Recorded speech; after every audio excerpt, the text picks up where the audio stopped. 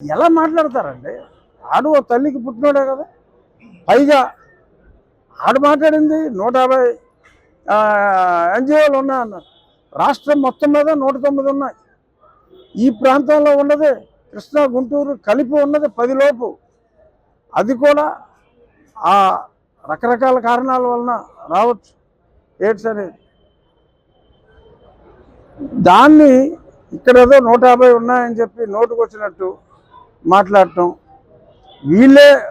వీళ్ళ తాలూకా కూడా ఒకటి రాయటం, అదేమో ఒక ఇంగ్లీష్ పేపర్లో వేయటం, ఆ పేపర్లో వచ్చిందని చెప్పి మళ్ళీ ఈ పనికి మళ్ళీ చెప్పటం, ఇదంతా డ్రామా కావాలని చెప్పి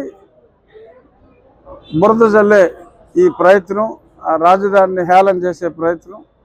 చంద్రబాబు నాయుడు గారు ఏమన్నారంటే ఇది దేవతల రాజధాని అన్నారు. కేరళను కూడా గాడ్స్ ఓన్ కంట్రీ అంటారు. మనం ఒక స్థానాన్ని మనం గౌరవించుకుంటాం.